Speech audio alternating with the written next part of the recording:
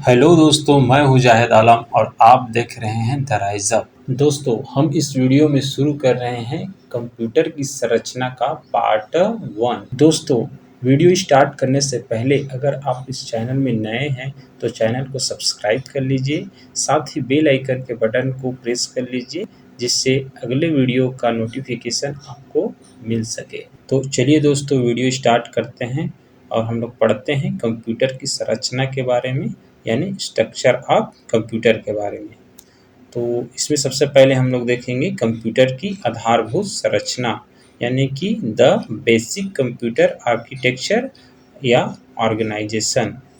तो इसमें सबसे पहला पॉइंट है कि कंप्यूटर की संरचना यानी structure of computer, computer system की कार्य प्रणाली यानी working principle of computer system पर आधारित होती है। तो दोस्तों, याद रखना है कि जो हमारा जो कंप्यूटर की जो संरचना बना है, जो स्ट्रक्चर है, वो हमारा कंप्यूटर सिस्टम का जो कार्य प्रणाली होता है, जो वर्किंग प्रिंसिपल होता है, जिस जिस कार्य प्रणाली से हमारा जो कंप्यूटर काम करता है, जिस पद्धति से या जिस सिद्धांत से हमारा कंप्यूटर काम करता है, उसी पर यह जो हमारा संरचना है वो आधारित है। हमने पिछले वीडियो में इसके बारे में डिस्कस कर लिया है कि इसका कार्य पद्धति क्या होता है। तो 5 तरह के कार्य पद्धति पर ये काम करता है। पहला जो होता है इनपुट होता है, दूसरा स्टोर होता है, तीसरा प्रोसेस होता है, चौथा इस पर होता है आउटपुट और फिर होता है कंट्रोल। तो इस पद्धति पर एक काम करता है और इसी के अकॉर्डिंग हमारा जो कंप्यूटर का जो संरचना है वो बना हुआ है। तो नेक्स्ट इस पे पॉइंट है कि कंप्यूटर की संरचना सफल कंप्यूटर सिस्टम के निर्माण के लिए एक आधार है, कि जो हमारा कंप्यूटर का जो संरचना होता है वो हमारा एक कंप्यूटर सिस्टम के निर्माण के लिए क्या होता है, एक बेसिक होता है। ये जो हमारा संरचना होता है, इसी आधारभूत संरचना, इसी के अकॉर्डिंग हमारे भी जो कंप्यूटर होता है, जितने भी प्रकार के कंप्यूटर बना हुआ है, सब इसी ये जो हमारा संरचना है इसी के अकॉर्डिंग ही क्या हुआ सब बना हुआ है।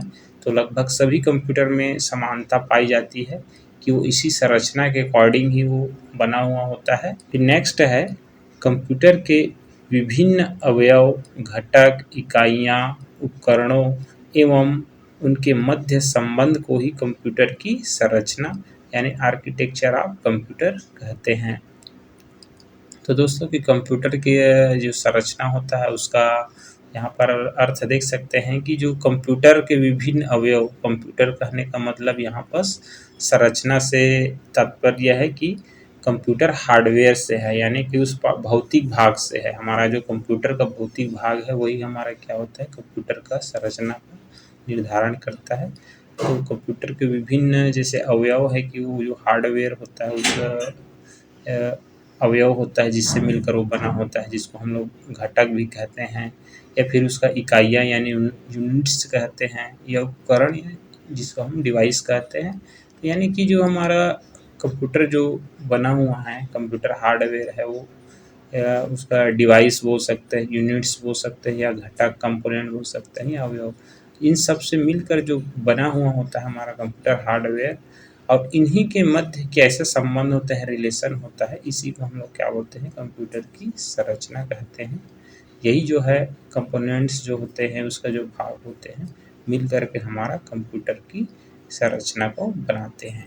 फिर हम लोग देखते हैं कि कंप्यूटर हार्डवेयर के मुख्य अवयव, घटक, भाग या इकाई, यानी कि जो हमारा कंप्यूटर का जो कंप्यूटर कहने का मतलब यहाँ कंप्यूटर हार्डवेयर से है और उनके ही अवयव को देखना है, यानी किन चीज़ों से मिल कर के हमारा हार्डवेयर बना रहता है या कितने भाग होते हैं। तो ये सबको हमको देखना है, यानी main components of computer hardware, जिससे मिल कर के ही क्या होता है, इन्हीं सब से मिल कर ही या इन्हीं को हम क्या करते हैं, संबंधित करते हैं या कनेक्ट करते हैं, तो हमारा कंप्यूटर का जो संरचना है वो बनता है इन्हीं भागों से मिल कर के।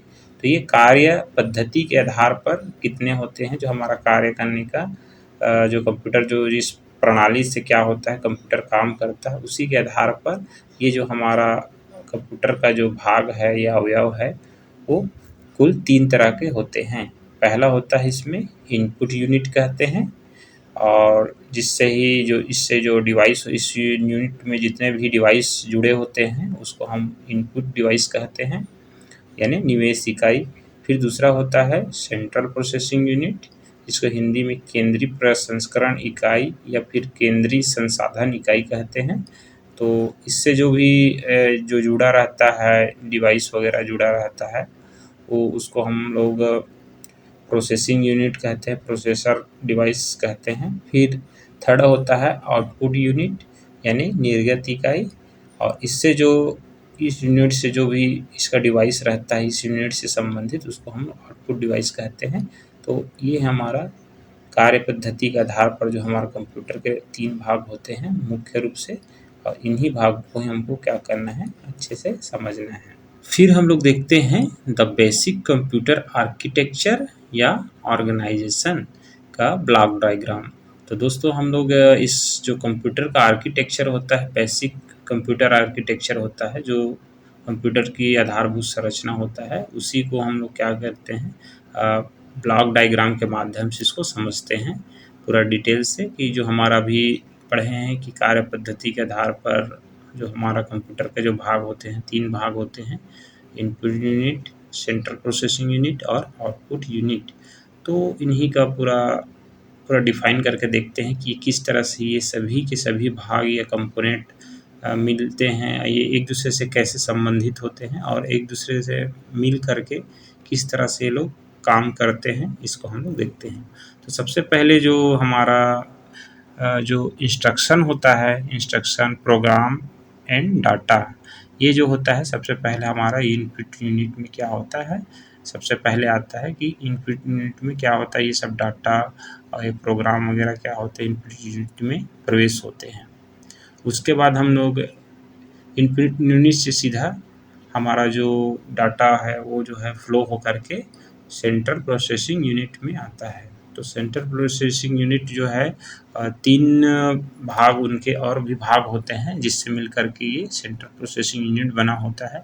जैसे कि इसमें प्राइमरी या फिर मेन मेमोरी, इसमें होता है मेमोरी होता है हमारा सेंट्रल प्रोसेसिंग यूनिट में, प्राइमरी या फिर जिसको हम लोग मेन मेमोरी कहते हैं।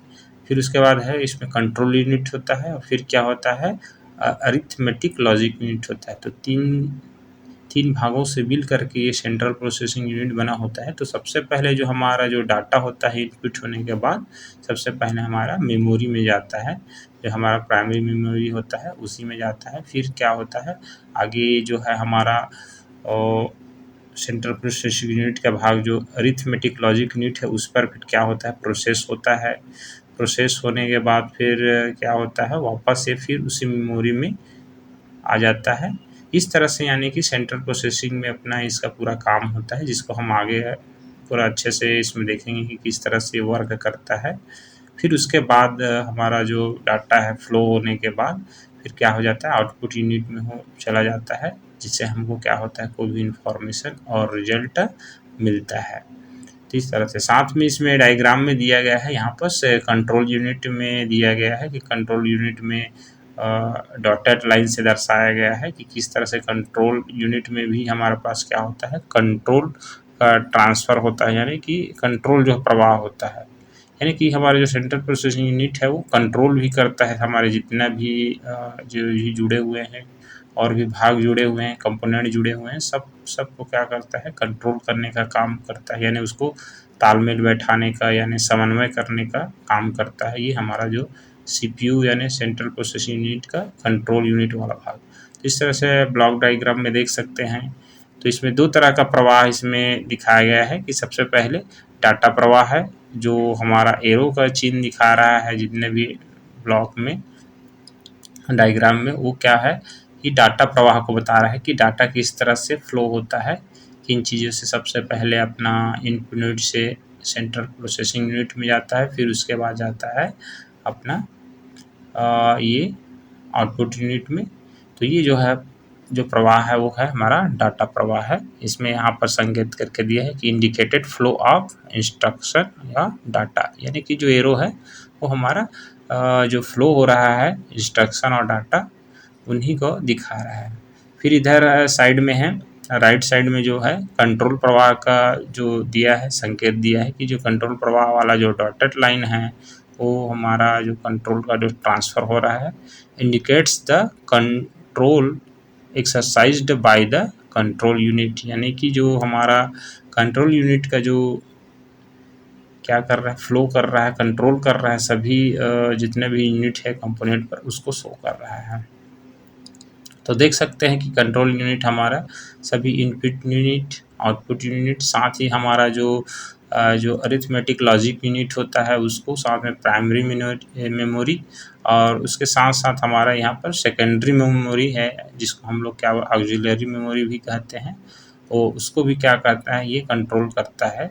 तो इस तरह से देख सकते हैं कि जो हमारा सेकेंडरी मेमोरी और प्राइमरी मेमोरी मिल करके क्या होता है, ये लोग स्टोरेज या फिर क्या है मेमोरी यूनिट बनाते हैं ये।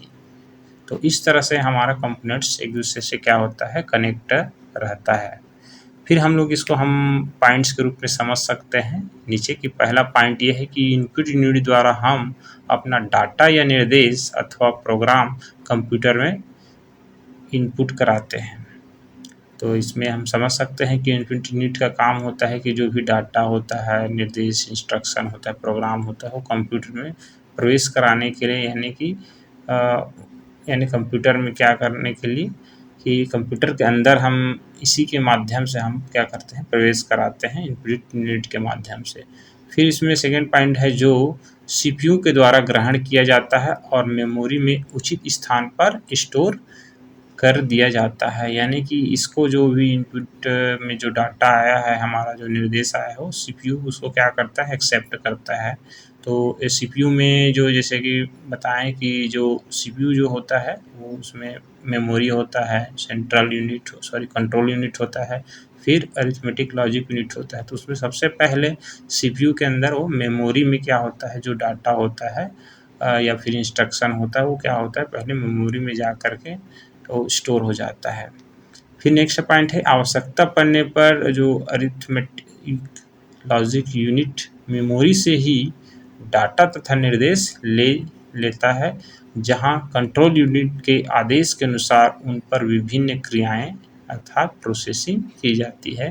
यानी कि जो हमारा अरिथमेटिक लॉजिक यूनिट होता है, जैसे जैसे हमको अगर यूज़ होता है, काम अगर करना है, प्रोसेसिंग के काम आगे करना है, तब ये जो अरिथमेटिक लॉजिक यूनिट है वो मेमोरी में ही जो स्टोर है, जो डाटा हम जिसको इनपुट करके स्टोर किए हैं, वो जो डाटा और निर्देश है उसी से हम क्या करता है, वो उसी से क्या करता है, उसको लेता है डाटा और निर्देश को प्रोसेसिंग करने के लिए। और जैसे हमारा कंट्रोल यूनिट का जिस तरह से आदेश रहता है, कंट्रोल के हिसाब से कुछ इंस्ट्रक्शन मिलते हैं, कमांड मिलते हैं, उसी के अनुसार वो डाटा पर ही क्या करता है, जो प्रोसेसिंग का काम है, क्रिया है, उसको करता है। तो इस तरह से इसको हम देख सकते हैं। फिर नेक्स्ट पॉइंट है और परिणाम आउटपुट यूनिट को प्रेषित कर दिए जाते हैं या पुनः मेमोरी में ही रख दिए जाते हैं, यानी जिससे अब प्रोसेसिंग करने के बाद हमारा सीपीयू में जैसे पूरा प्रोसेसिंग का काम हो जाता है, उसके बाद जो आउटपुट यूनिट में ही क्या कहते हैं, जो रिजल्ट उससे मिलता है उसको आउटपुट यूनिट में क्या है, प्रेषित कर दिया जाता है, भेज दिया जाता है। और जैसे कि अगर हमको आउटपुट अभी नहीं चाहिए तो हम क्या करते हैं, उसको मेमोरी में ही स्टोर करके भी रखा जा सकता है। तो दो तरह से, एक तो हम आउटपुट यूनिट के माध्यम से आगे हम उसको रिजल्ट को प्राप्त कर सकते हैं, या फिर उसको क्या कर सकते हैं, उसको भी नहीं, केवल रिजल्ट हमको मिल गया है तो उस रिजल्ट को अगर हम चाहते हैं तो मेमोरी में भी और स्टोर करके उसको रख सकते हैं। तो इस तरह से फिर लास्ट इसमें है कि अन्य सभी यूनिट्स कंट्रोल यूनिट के नियंत्रण में कार्य करते हैं। तो जितना भी यूनिट होता है सब के सब काम करते हैं, लेकिन इस पर सब में कंट्रोल यूनिट का क्या कर रहता है, नियंत्रण रहता है, उसी के अनुसार ही ये लोग क्या करते हैं, काम करते हैं। तो इस तरह से इसमें क्या होता है, हमारा जो कंप्यूटर का जो संरचना होता है उसमें सभी यूनिट जो है होते हैं, सभी भाग होते हैं कंप्यूटर के, एक दूसरे से संबंधित रहते हैं, कनेक्ट रहते हैं। फिर इसमें नोट करके याद रखते हैं कि जो वही प्राइमरी स्टोरेज है और अरिथमेटिक लॉजिक यूनिट तथा कंट्रोल यूनिट सम्मिलित रूप को हम क्या बोलते हैं, सेंट्रल प्रोसेसिंग यूनिट या अर्थात सीपीयू कहा जाता है। कि इसी में जो अभी हम ब्लॉक डायग्राम में देखे हैं कि जो हमारा प्राइमरी स्टोरेज है, प्राइमरी मेमोरी जिसको हम बोलते हैं या फिर जिसको मेन मेमोरी कहते हैं वो, और अरिथमेटिक लॉजिक यूनिट और कंट्रोल यूनिट, इसी को सम्मिलित रूप से हम लोग क्या कहते हैं, सेंट्रल प्रोसेसिंग यूनिट कहा जाता है। फिर इसमें एक और पॉइंट है कि जो इनपुट यूनिट द्वारा हम अपनी बात कंप्यूटर तक पहुंचाते हैं, यानी इनपुट यूनिट का जो मेनली हम अर्थ देख सकते हैं कि इसी के थ्रू ही हम अपनी जो भी बात है हम या फिर जो यूज़र है वो अपनी बातों को, अपने विचार जो भी है वो कंप्यूटर तक उसी को पहुंचाता है उसी के माध्यम से। और आउटपुट यूनिट द्वारा कंप्यूटर अपनी बात हमारे पास पहुंचाता है, यानी कि कंप्यूटर जो भी अपनी बातें हैं, जो भी जो अपना मैसेज है, जो संदेश है, वो आउटपुट यूनिट के माध्यम से हमारे तक या फिर यूज़र तक क्या करता है, पहुंचाता है। तो इस तरह से हमारे पास ये सब कंपोनेंट्स होते हैं, भाग होते हैं, 3 भाग, input unit, central processing unit और आउटपुट यूनिट। और इन्हीं के बारे में हम लोग डिटेल से चर्चा करेंगे कि ये किस तरह से, इसे क्या होता है, किस तरह से काम करता है, ये सब के बारे में हम लोग डिटेल से पढ़ेंगे। तो चलिए दोस्तों, अब हम लोग पढ़ते हैं इनपुट यूनिट के बारे में, यानी निवेश या फिर निविष्ट इकाई के बारे में। तो सबसे पहले इसमें पॉइंट है कि कंप्यूटर का वह भाग जिसके माध्यम से कंप्यूटर को डाटा व निर्देशों को भेजा जाता है, इनपुट यूनिट कहलाता है।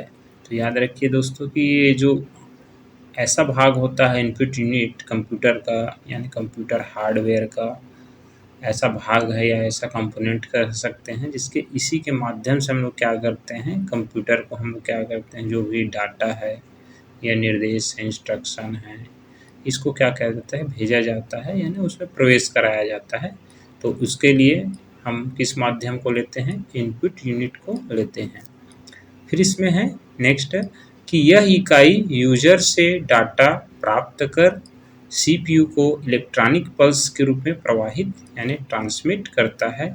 यानी ये जो यूनिट होता है, इकाई होता है, यूजर से, जो भी कंप्यूटर उपयोग करता है उसी से क्या करता है, डाटा को प्राप्त करता है सबसे पहले, ये जो इकाई होता है, और वो फिर क्या करता है, सीपीयू को ट्रांसफ़र करता है, जो भी यूपीयू से इनपुट यूनिट से जो भी डाटा जो है लेता है, जो प्राप्त करता है, उसी को फिर क्या करता है, नेक्स्ट सीपीयू की ओर क्या करता है, ट्रांसमिट करता है उसी की तरफ, किसके, इलेक्ट्रॉनिक पल्स के रूप में, यानी इलेक्ट्रॉनिक रूप में उसको क्या करता है, उधर क्या करता है, प्रवाहित करता है। फिर इसमें नेक्स्ट पॉइंट है कि इनपुट यूनिट उपयोगकर्ता या यूजर से डाटा और निर्देश प्राप्त कर उसे डिजिटल रूप में यानी मशीन कोड में परिवर्तित करता है तथा प्रोसेसिंग के लिए क्या करता है, प्रस्तुत करता है।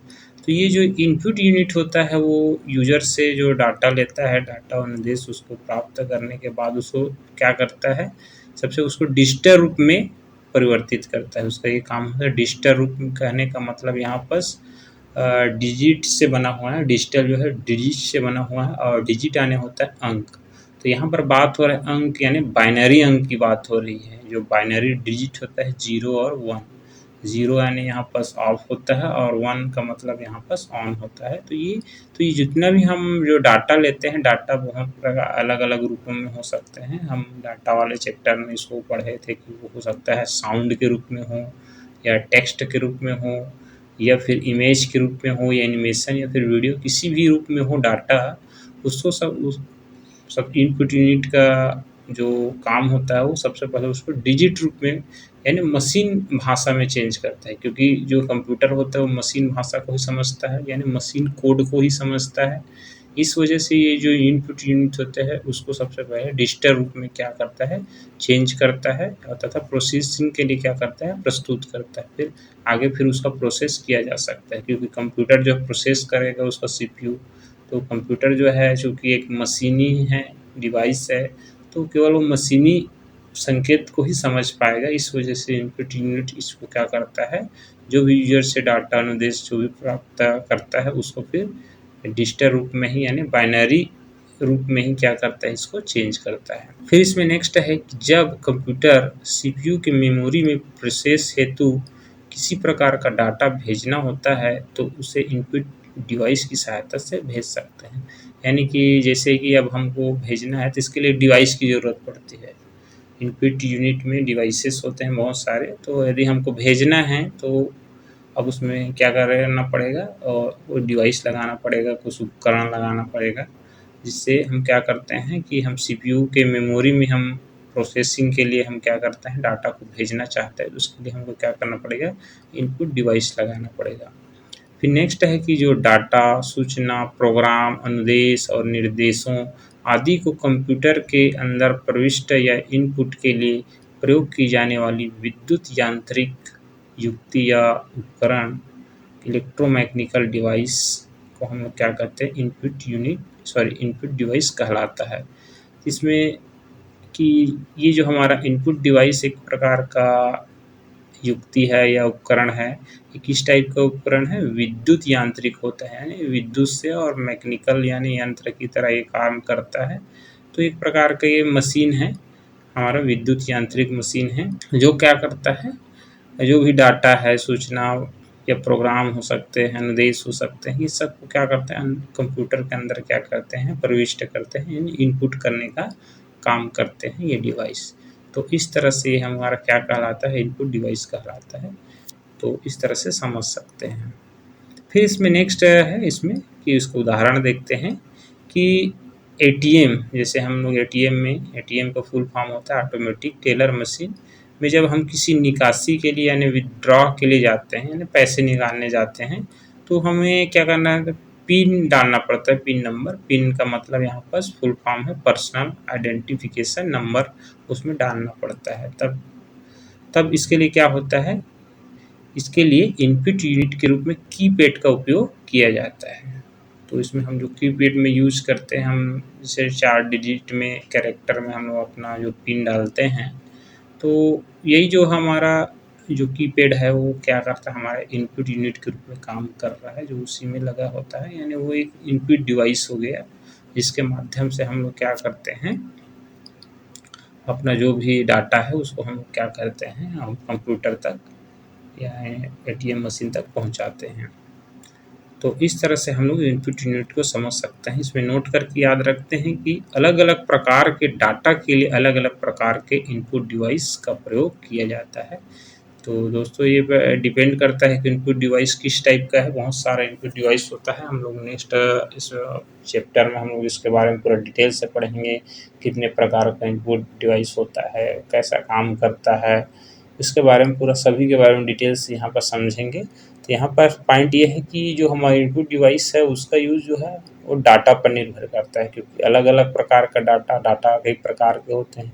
टेक्स्ट डाटा हो सकते हैं कैरेक्टर के रूप में, या साउंड डाटा हो सकते हैं आवाज़ के रूप में, उसी तरह से वीडियो, इमेज, इस तरह से सब जो डाटा होते हैं। तो जैसे जैसे डाटा होता है उसी के अकॉर्डिंग हमारे पास क्या होता है, इनपुट डिवाइस होता है।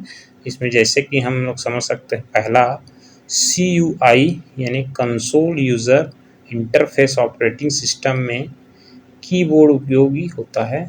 इसके लिए इसके द्वारा टेक्स्ट यानी कैरेक्टर को सीपीयू में क्या किया जाता है, प्रेषित किया जाता है। कि जैसे कि हमारे पास ऑपरेटिंग सिस्टम, हमारे पास जो सॉफ्टवेयर है जिसमें इस टाइप का है, कंसोल यूज़र इंटरफेस यानी CUI टाइप का, इसको हम कंसोल मतलब इसको कैरेक्टर यूज़र इंटरफेस भी कहते हैं, जो इसको कमांड लाइन इंटरफेस भी कहते हैं। यानी ये जो हमारा इंटरफेस होता है वो क्या होता है, कमांड पे आधारित होता है। हम कोई भी कंप्यूटर को कुछ कमांड देते हैं, कुछ निर्देश देते हैं, इस पर यूज़ होता है। तो उसके लिए हमको क्या करना पड़ता है, कमांड के लिए, ये टेक्स्ट के लिए हमको कीबोर्ड का यूज़ करना पड़ता है। ये जो हमारा इनपुट डिवाइस होता है कीबोर्ड, इसी का हमको क्या करना पड़ता है, सबसे ज़्यादा यूज़ करना पड़ता है। इसके माध्यम से हम कोई भी टेक्स्ट डाटा है हम उसको डाल सकते हैं, यानी कैरेक्टर को भी डाल सकते हैं, टेक्स्ट, इसको हम संख्या भी डाल सकते हैं, संख्यात्मक,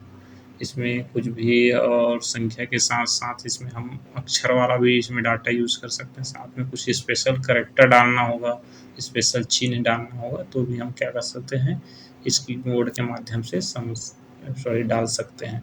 इसके बारे में और भी आगे हम लोग डिटेल से पढ़ेंगे। फिर नेक्स्ट है हमारे पास GUI यानी graphic user interface operating system में डाटा इनपुट के लिए माउस का प्रयोग किया जाता है, जिसके द्वारा ग्राफिक को सीपीयू में क्या किया जाता है, प्रेषित किया जाता है। तो हमारा अगर जो हमारा ऑपरेटिंग सिस्टम अगर ग्राफिक वाला है, ग्राफिक यूज़र इंटरफेस है, यानी ग्राफिक यहाँ मतलब होता है कि जिस तरह से हमारा जिस तरह से एंड्रॉयड वगैरह है, उसको हम टच करके जैसे टाइप से हम लोग क्या करते हैं, इनपुट करते हैं। उसके लिए हमको कैरेक्टर कमांड देने की ज़रूरत नहीं पड़ता है। तो जिसमें हमको कमांड की ज़रूरत नहीं पड़ती है, कुछ हम दृश्य के रूप में या कुछ संकेत के माध्यम से कुछ हम उसको क्या करते हैं, हम कमांड देने के काम करते हैं, तो हम क्या बोलते हैं, ग्राफिक यूज़र इंटरफेस कहते हैं। तो इस टाइप का अगर ऑपरेटिंग सिस्टम वाला अगर कोई भी सॉफ्टवेयर है, उस पर हमको काम करना है, अगर इनपुट देना है, तो उसके लिए हम सबसे अच्छा माउस को कहा जाता है। तो ये जो है, इसी के द्वारा हम क्या कर सकते हैं, कोई भी अपना जो डाटा है उसको हम लोग भेज सकते हैं। तो इस टाइप से इसमें है। फिर नेक्स्ट है, इसमें है ऑब्जेक्ट या फिर कोई भी जैसे इमेज के लिए हम क्या करते हैं, स्कैनर का यूज़ करते हैं। हमारे पास अगर हमारा डाटा जो है जैसे इमेज के फॉर्म में है, चित्र के फॉर्म में है, तो अब उसको हम क्या करना है, हमको इनपुट कराना है। तो इसके लिए हमारा इनपुट डिवाइस जो स्कैनर होता है, जो पूरा क्या करता है, स्कैन कर लेता है पूरा जो भी फ़ोटो जो है, पूरे हर पिक्सल को सेम टू सेम उसको क्या करता है, स्कैन कर क्या करता है, हमारा प्रेषित करता है सीपीयू तक। फिर हमारे पास नेक्स्ट है कि साउंड, अगर साउंड डाटा के लिए हम क्या कर यूज़ करते हैं, माइक के लिए करते हैं। यदि हमारा जो डाटा है वो साउंड के रूप में है, ध्वनि के रूप में है, कोई आवाज़ है, तो उसको हम लोग क्या करते हैं, कंप्यूटर में हम इनपुट कराना है, तो उसके लिए हम माइक का जो इनपुट डिवाइस होता है उसका यूज़ करते हैं। तो कहने का मतलब ये है कि वो हम किस तरह का इनपुट डिवाइस का यूज़ कर रहे हैं, वो डिपेंड करता है, डाटा के ऊपर रहता है कि अलग-अलग जिस तरह से डाटा का अलग-अलग प्रकार है, उसी के अनुसार उसका हम लोग क्या कर सकते हैं, इनपुट डिवाइस का यूज़ कर सकते हैं, जिसके बारे में हम लोग इनपुट डिवाइस वाले चैप्टर में और पूरा डिटेल से आगे पढ़ेंगे। फिर इसमें नेक्स्ट है कि इनपुट यूनिट के कार्य के बारे में देखते हैं कि किस तरह से ये कार्य करता है। फिर हम लोग बात करते हैं इनपुट यूनिट के कार्य के बारे में कि यानी कि ये जो यूनिट है कौन-कौन से काम करता है उसके बारे में। तो सबसे पहले है इसमें डाटा तथा अनुदेशों को ग्रहण करना।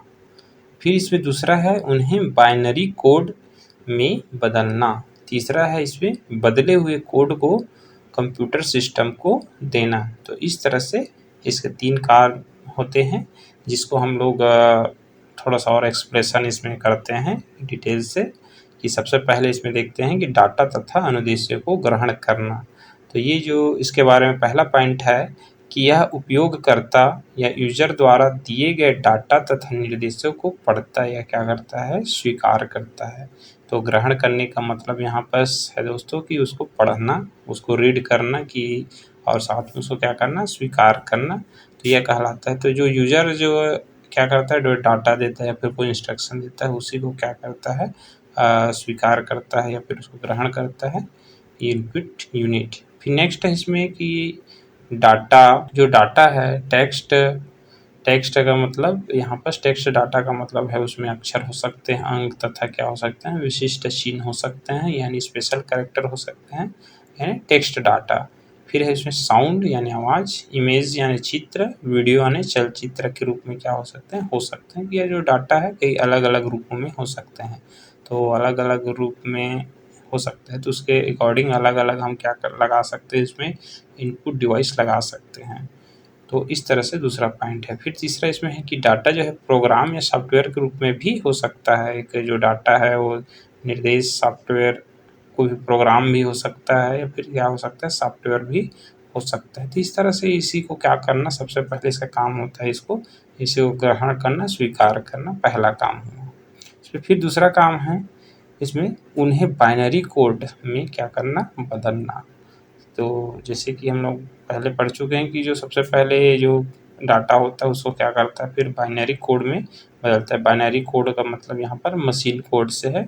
मशीन कोड जिसको क्या करता है, कंप्यूटर जो है इसको समझ सकता है। तो इसमें पहला पॉइंट है कि यह मानवीय भाषा में प्रविष्ट या इंटर किए गए आंकड़े या प्रोग्राम को क्या करता है, सीपीयू के समझने योग्य रूप में क्या करता है, परिवर्तित करता है। यानी कि बाइनरी कोड में बदलने का मतलब ये है कि जो हम पहले जो हमारा जो डाटा है वो हमारा मानवीय भाषा में है, यानी उसको मानव उसको हम लोग समझते हैं कि उसको डाटा किस तरह से है, तो उसको हमारी समझ के लिए है। फिर उसको हम क्या करना है, हमको कंप्यूटर में इंटर कराना है उसको, यानी कंप्यूटर के सीपीयू वाले भाग में उसको कुछ प्रोसेस कराना है, उसमें कुछ चेंजेस करना है, कुछ बदलाव करना है, कुछ और सूचना प्राप्त करना है। तो उसके लिए क्या करते हैं, उस सबसे पहले जो कंप्यूटर के समझने के लिए हम उसको क्या करते हैं, चेंज करते हैं। यानी जो कंप्यूटर होता है चूँकि मशीन है, तो मशीन है वो क्या मशीनी भाषा समझता है। तो मशीनी भाषा जो हमारा होता है, ये बाइनरी सिस्टम में जो होता है 0 और 1 के फॉर्म में रहता है, उसी के अकॉर्डिंग क्या करता है, समझता है। तो हमारा जो इनपुट यूनिट का दूसरा काम ही होता है कि जो मानव भाषा के रूप में जो डाटा है उसको मशीन भाषा में क्या करता है, कन्वर्ट करता है। फिर इसमें नेक्स्ट पॉइंट है, चूँकि कंप्यूटर केवल बाइनरी संकेतों 0 और 1 यानी कि ऑफ या ऑन को समझ सकता है तथा सभी इनपुट डिवाइस इनपुट इंटरफेस की मदद से उसे क्या करते हैं, बाइनरी संकेतों यानी बाइनरी डिजिट यानी डिजिटल रूप में क्या करते हैं, बदलते हैं। वही कहने का मतलब है कि जो कंप्यूटर है केवल क्या कर सकता है, बाइनरी जो सिग्नल है उसी को समझता है। जो बाइनरी का मतलब यहाँ पर द्विअंकी होता है, जिसमें 2 अंक होते हैं 0 और 1। 0 का मतलब यहाँ पर ऑफ और ऑन, उसी को क्या करता है, समझ सकता है। तो इनपुट डिवाइस जो होता है वो इनपुट इंटरफेस की मदद से उसमें क्या होता है, उसका एक सिस्टम होता है इनपुट इंटरफेस, उसी के अकॉर्डिंग क्या करता है, जो हमारा मानवीय भाषा है उसको बाइनरी संकेतों में यानी बाइनरी अंकों या बाइनरी डिजिट कह सकते हैं, या इसको डिजिटल फॉर्म बोल सकते हैं, इसी रूप में क्या करता है, चेंज करता है। तो ये दूसरा इसका काम हो गया। फिर इसमें लास्ट काम है बदले हुए कोड को कंप्यूटर सिस्टम को देना। तो इसमें पॉइंट है कि यह बदले हुए में इन निर्देशों को और डाटा को आगे की प्रोसेसिंग के लिए कंप्यूटर सिस्टम को भेज देता है। तो यानी जो इनपुट यूनिट का लास्ट काम है कि सबसे पहले तो उन निर्देशों और डाटा को ग्रहण किया, फिर उसको क्या किया, बाइनरी कोड में या डिजिटल रूप में उसको चेंज किया, फिर जो चेंज हुए कोड है उसको फिर क्या करता है, आगे की प्रोसेसिंग के लिए हमारे सीपीयू की ओर क्या करता है, ट्रांसमिट कर देता है यानी भेज देता है। तो इस तरह से हमारे पास 3 काम इसके होते हैं। इसमें देख सकते हैं इनपुट यूनिट के जो सिग्नल के रूप में देख सकते हैं इसमें कि पहले सबसे पहले जो डाटा निर्देश है पहले मानवीय रूप में यानी मानव भाषा में जैसे इनपुट यूनिट में आ जाता है, तो उसके बाद क्या होता है, डाटा और अनुदेश के रूप में जो डाटा और अनुदेश होता है वो कंप्यूटरी रूप में हो जाता है, यानी कंप्यूटर के जो कंप्यूटर मशीनी भाषा है उस रूप में क्या हो जाता है, चेंज हो जाता है। तो इस तरह से ये क्या होता है, फ्लो करता है, फिर जा कर के किसमें अपना सीपीयू में चला जाता है, आउटपुट यूनिट के रूप में क्या हो जाता है, चेंज हो जाता है। तो इस तरह से हम लोग देख सकते हैं कि इस तरह से हमारा इनपुट यूनिट काम करता है। चलिए दोस्तों, फिर हम लोग पढ़ते हैं आउटपुट यूनिट के बारे में यानी निर्गत इकाई के बारे में। तो सबसे पहले इसमें पॉइंट है कि कंप्यूटर का वह भाग या अवयव जो कंप्यूटर द्वारा प्रोसेस किए गए परिणाम को प्राप्त करने के लिए क्या होता है, प्रयुक्त होते हैं। तो इसमें समझ सकते हैं दोस्तों कि कंप्यूटर का वह भाग यानी कंप्यूटर कहने का मतलब यहाँ कंप्यूटर हार्डवेयर से है कि कंप्यूटर हार्डवेयर का वह भाग जो क्या करते हैं, कंप्यूटर द्वारा प्रोसेस किए गए जो परिणाम हैं उसी को प्राप्त करने के लिए क्या होता है, यूज़ होता है। कि जैसे कि हम लोग पढ़ चुके हैं कि इनपुट यूनिट में जो सबसे पहले डाटा को क्या क्या किया जाता है, प्रवेश किया जाता है, फिर कंप्यूटर उसके बाद इनपुट यूनिट से वो सीधा सेंट्रल प्रोसेसिंग यूनिट में चला जाता है, फिर उससे क्या होता है, प्रोसेसिंग का काम होता है। फिर उसी प्रोसेस होने के बाद जब हमारा कोई परिणाम प्राप्त होता है उसी को हम क्या करते हैं, उसी परिणाम को अगर हमको प्राप्त करना है, उसी को हमको बाय द वे देखना है या फिर कोई प्रिंट करना है, तो उसी को हम प्राप्त करने के लिए हम जो जिस यूनिट का यूज़ किया जाता है उसको हम क्या बोलते हैं, आउटपुट यूनिट कहते हैं। फिर नेक्स्ट पॉइंट है इसमें कि यह इकाई सीपीयू से प्रोसेस डाटा लेकर उसे यूजर के समझने योग्य बनाता है। इसमें याद रखने कि यह जो इकाई है आउटपुट वाला जो इकाई है वो क्या करता है कि जो सीपीयू से जो प्रोसेस हुआ डाटा है, प्रोसेस्ड डाटा है, उसी को लेकर के क्या करता है, फिर यूज़र के समझने योग्य बनाता है कि जो कि जो प्रोसेस्ड डाटा होता है सीपीयू से, चूँकि वो क्या होता है मशीनी भाषा में होता है, तो फिर उसको वापस मानव भाषा के रूप में क्या करता है चेंज करने का काम, जो कि यूज़र के समझ के लायक हो, जो हमारे लायक जो समझने लायक भाषा में उसको क्या करता है चेंज करने का काम ये हमारा आउटपुट यूनिट करता है। फिर इसमें है कि यह कंप्यूटर को उपयोगकर्ता के साथ जोड़ता है। यह जो यूनिट होता है आउटपुट यूनिट, यह जो है कंप्यूटर को क्या करता है फिर वापस यूजर के साथ क्या करता है कनेक्ट करने का काम करता है।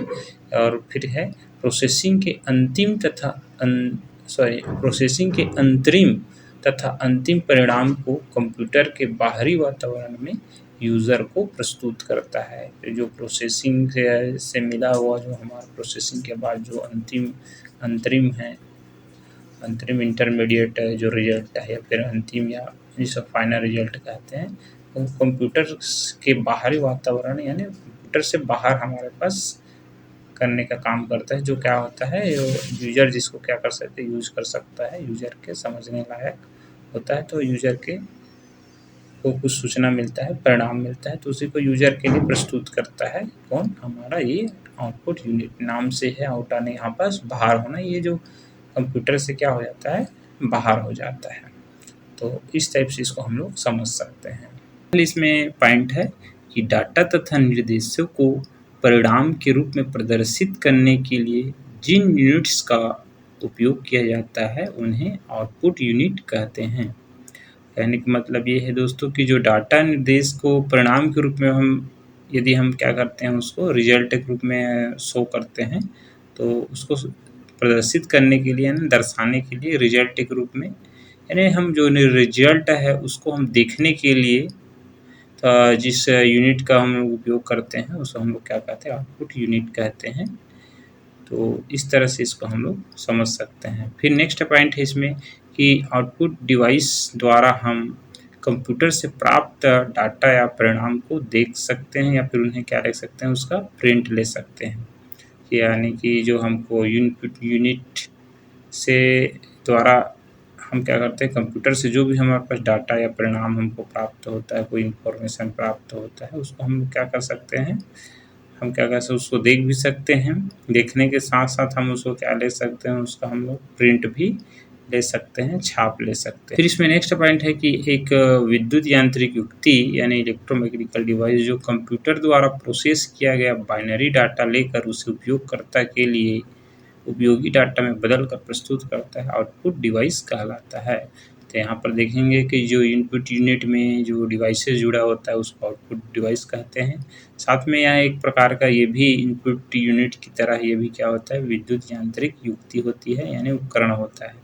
ये भी क्या होता है विद्युत से चलने वाली होती है, साथ साथ में एक मशीन होता है, तो मशीनी काम करता है जो कंप्यूटर द्वारा प्रोसेस किया गया बाइनरी डाटा होता है। तो जिस तरह से अभी हम इनपुट यूनिट में देखे हैं कि इनपुट यूनिट जो होता है जो मानवीय भाषा को क्या करता है मशीनी भाषा में चेंज कर देता है, यानी कि उसको बाइनरी डाटा में क्या कर देता है कन्वर्ट कर देता है। तो फिर उसके बाद सीपीयू जो है वो क्या करता है उसको प्रोसेस करता है। तो प्रोसेस करने के बाद जो हमारा जो प्रोसेस होने के बाद जो रिजल्ट मिलता है वो बाइनरी डाटा के रूप में ही मिलता है, यानी मशीनी भाषा के रूप में ही मिलता है। तो जो आउटपुट होता है वो यूज़र के लिए जो यूज कर रहा है कंप्यूटर उसके लिए जो डाटा क्या उपयुक्त डाटा में बदल कर क्या करता है प्रस्तुत करता है। कि जो हमारा बाइनरी डाटा होता है जो मशीनी भाषा होता है, तो उसी को क्या करता है जो यूज़र के लिए उपयुक्त जो डाटा होता है यानी मानवीय रूप में क्या करता है उसको बदलने का काम करता है, प्रस्तुत करने का काम करता है। तो उसी को हम लोग क्या बोलते हैं आउटपुट डिवाइस कहते हैं। फिर इसमें हम लोग याद रखते हैं, नोट करके याद रखते हैं कि यह सूचना के किसी भी भाग तथा सूचना के किसी भी प्रकार जैसे ध्वनि यानी साउंड या डाटा है या फिर कोई मेमोरी है, इमेज इत्यादि को क्या करता है प्रदर्शित कर सकता है। तो ये आउटपुट जो डिवाइस होता है या फिर यूनिट होता है वो क्या करता है कोई भी इंफॉर्मेशन यानी हमारा जो परिणाम प्राप्त हो उसका किसी भी भाग को या फिर किसी भी प्रकार का अगर हमारे पास सूचना है, तो सूचना भी जिस तरह से डाटा होता है उसी तरह से सूचना के भी प्रकार होते हैं। कि जिस तरह से हमारे पास अगर डाटा टेक्स्ट डाटा है तो हमारा सूचना भी किस तरह से होगा टेक्स्ट टाइप का ही मिलेगा। और जिस तरह से हमारे पास यदि डाटा हमारा वीडियो के रूप में है तो सूचना भी वीडियो के रूप में मिलेगा। उसी प्रकार से जैसे कि हमारा डाटा इमेज के रूप में है तो इमेज के रूप में, इस तरह से तो कोई भी प्रकार का, बहुत सारे प्रकार का डाटे के जी प्रकार का हमारे पास सूचना भी का भी प्रकार होता है। तो किसी भी भाग को या कोई भी प्रकार को क्या कर सकता है, ये हमारे पास आउटपुट यूनिट जो है क्या कर सकता है, प्रदर्शित कर सकता है। तो इस तरह से तो इसको एग्जाम्पल के रूप में हम लोग देख सकते हैं कि जैसे कि जब हम कोई सुपरमार्केट में बिल पे करते हैं तो हमें जो रसीद प्राप्त होती है वो क्या होता है, एक आउटपुट रूप ही होता है। आउटपुट के रूप में हमको क्या प्राप्त होता है, रसीद होता है। तो कोई भी हम मार्केट में जैसे गए तो जो रसीद मिला है वो क्या है, हमारा आउटपुट ही है। तो इसको जैसे भी हम लोग इसको अलग से इसके लिए यूज़ करते हैं, जैसे कि सुपरमार्केट में अधिकतर बारकोड रीडर का यूज़ किया जाता है, जिससे कोई भी प्रोडक्ट है उसके बारे में जो भी उसका प्राइस वगैरह है वो सब कैलकुलेट करके आ जाता है। और कोई भी प्रोडक्ट होता है उसके बारे में आगे हम लोग पढ़ेंगे इनपुट यूनिट के रूप में बारकोड रीडर के बारे में। तो उसी से फिर हम क्या होगा, प्रोसेस हो करके हमारा जो भी हम बिल जो है, जितना भी हम प्रोडक्ट खरीदे रहते हैं उसका हमको बिल हमको प्राप्त होता है, वो एक आउटपुट के रूप में हमको मिलता है। फिर देख सकते हैं आगे कि यह जो आउटपुट डिवाइस होता है प्रिंटर से प्राप्त होता है। तो ये जो हमारा जो बिल जो प्राप्त हुआ वो एक्चुअल में जो हमारा एक इनपुट डिवाइस होता है प्रिंटर, उसी से हमको क्या होता है, हमको मिलता है। तो इसमें और भी देख सकते हैं, तो ये भी जैसे मॉनिटर है, प्लॉटर है, स्पीकर है, इस तरह से बहुत सारे इसमें क्या आउटपुट डिवाइस होते हैं, जिसको हम लोग क्या कर सकते हैं आगे अभी पढ़ेंगे बहुत डिटेल्स इसके बारे में, डिवाइस के बारे में कि किस टाइप से कैसे काम करते हैं, किस क्या क्या इसमें फीचर्स रहते हैं, इन सब आउटपुट डिवाइसेस के बारे में इसके हम लोग डिटेल से आगे हम लोग पढ़ेंगे। फिर चलिए दोस्तों, लास्ट टाइम हम लोग बात करते हैं आउटपुट यूनिट के कार्य के बारे में कि कौन कौन से कार्य करता है। तो पहला है इसमें CPU से परिणाम प्राप्त करना, फिर दूसरा है बाइनरी डाटा को उपयोगकर्ता के लिए प्रयुक्त डाटा में बदलना, तीसरा है परिणाम के परिवर्तित संकेतों को उपयोगकर्ता तक पहुंचाना। तो इस तरह से इसमें भी क्या होता है, आउटपुट यूनिट के 3 कार्य होते हैं, जिसको हम लोग थोड़ा सा एक्सप्लेन करके पढ़ते हैं। कि सबसे पहले इसमें देखते हैं कि CPU से परिणाम प्राप्त करना। तो इसमें पॉइंट है कि यह कंप्यूटर द्वारा किए गए परिणामों को स्वीकार करता है, जो बाइनरी कोड के रूप में होते हैं, जिन्हें हमारे लिए समझना कठिन होता है। तो इस तरह से इसका पहला काम होता है कि यह कंप्यूटर द्वारा किए गए परिणाम, यानी जो कंप्यूटर का जो CPU वाला जो पार्ट है, उसी से जो प्रोसेस हुआ पार्ट है, प्रोसेस वाला पार्ट होता है, उसी को क्या करता है, स्वीकार करता है, पहले ग्रहण करता है। फिर जो कि क्या होता है, जो परिणाम कंप्यूटर से मिलता है या फिर जो CPU से जो मिलता है, जो प्रोसेस्ड डाटा होता है, वो बाइनरी कोड में होता है। बाइनरी कोड मतलब मशीनी भाषा में होता है, डिजिटल फॉर्म में होता है। तो जो जिसको हम लोग नहीं समझ पाते, जो यूजर है या फिर हम लोग जो भी है, तो हमारे लिए क्या होता है, कठिन समझना कठिन होता है। तो इस तरह से हमारे पास पहला इसका काम हो गया। फिर इसका दूसरा काम होता है बाइनरी डाटा को उपयोगकर्ता के लिए उपयुक्त डाटा में बदलना, यानी कि जो बाइनरी वाला जो डाटा हमको जैसे मिला है CPU से, जिसको हम अभी ग्रहण किए हैं, उसी को उपयोगकर्ता के लिए उपयुक्त डाटा में क्या करना, बदलना, यानी कि यूजर जो होता है उसी के जो यूज के लिए उसको यूजफुल डाटा में क्या करना, इसको कन्वर्ट करना। तो इसमें पहला है कि चूंकि कंप्यूटर से प्राप्त परिणाम बाइनरी संकेतों 0 और 1 में होते हैं, तो अतः उन्हें आउटपुट इंटरफेस द्वारा सामान्य संकेतों में परिवर्तित किया जाता है। तो इसमें है कि जो कंप्यूटर से जो परिणाम प्राप्त हुआ है वो बाइनरी संकेत, यानी बाइनरी जो सिग्नल के रूप में होते हैं, बाइनरी डिजिट के रूप में होते हैं, जो 0 और 1 के फॉर्म में होते हैं, उसी को आउटपुट इंटरफेस द्वारा, जो आउटपुट यूनिट में जो होता है आउटपुट इंटरफेस, उसी के द्वारा क्या कहता है, उसको एक सामान्य सिग्नल में क्या कहते हैं, चेंज किया जाता है, जो कि यूजर के लिए क्या होता है, उपयोगी होता है। तो इस तरह से ये हुआ। फिर उसके बाद पॉइंट है कि उस कोड के रूप में दिए गए परिणामों को मानव द्वारा पढ़ने या समझने योग्य रूप में, अर्थात मनुष्य द्वारा स्वीकार्य भाषा में क्या होता है, बदलती है। तो यही कहने का मतलब यह है कि जो कोड के रूप में जो हमारे पास बाइनरी कोड के रूप में जो डाटा मिलता है सीपीयू से, उसी को क्या करता है कि जो यूज़र के लायक या मानव के जो जिसको पढ़ सके और जिसको समझे, इस फॉर्म में क्या करता है उसको कन्वर्ट करता है, या फिर क्या कर सकता है मनुष्यों के जो जिसको एक्सेप्ट कर सके, समझ सके, उस भाषा में क्या होता है बदलता है। तो इस तरह से इसका दूसरा काम हो गया। फिर लास्ट में इसका काम है कि परिणाम के परिवर्तित संकेतों को उपयोगकर्ता तक पहुंचाना। तो सबसे पहले हमने देखा कि जो सीपीयू से पहले क्या किया, परिणाम को प्राप्त किया, फिर उसको क्या किया, परिणाम को प्राप्त करने के बाद जो बाइनरी वाला डाटा है उसको क्या किया, उपयोगकर्ता के समझ के लायक भाषा में क्या किया, उसको कन्वर्ट किया। फिर लास्ट में कि जो परिणाम हमको मिला है उसी को यूज़र तक पहुंचाने का भी काम करता है। इसमें पॉइंट है कि यह बदले हुए रूप में परिणामों को उपयोगकर्ता या यूज़र को स्क्रीन पर प्रदर्शित करके अथवा कागज़ पर उन्हें प्रिंट करके देता है। तो जो बदला हुआ रूप है यानी कंप्यूटर से जो हमारा बाइनरी डाटा प्राप्त हुआ है उसी को सबसे पहले कन्वर्ट करके मानव भाषा में उसको क्या करके कन्वर्ट करके जो यूज़र है उसको या तो स्क्रीन में क्या करता है उसको डिस्प्ले करके दिखाता है, या फिर क्या करता है कोई भी कागज़ जो हार्ड कॉपी उसमें एक प्रिंट के रूप में क्या करता है प्रस्तुत करता है। यानी इस तरह से देख सकते हैं कि कोई भी जो हमारा आउटपुट यूनिट होता है वापस उपयोगकर्ता को क्या करता है सूचना देता है, जो जानकारी है परिणाम हो उसको क्या करता है उसको तक पहुंचाता है। तो इस तरह से इसमें काम है। तो इसमें डायग्राम के माध्यम से देख सकते हैं कि नीचे की जो सीपीयू से प्राप्त जो बाइनरी डाटा है उसका फ्लो फिर जैसे आउटपुट यूनिट में जैसे ही प्रवेश करता है तो फिर क्या करता है उपयोगकर्ता के लिए उपयुक्त डाटा में क्या हो जाता है कन्वर्ट हो जाता है। तो इस तरह से हम लोग समझ सकते हैं डायग्राम के माध्यम से कि आउटपुट यूनिट होता है वो क्या बाइनरी डाटा को क्या करता है उपयुक्त डाटा में क्या करता है कन्वर्ट करने का काम करता है।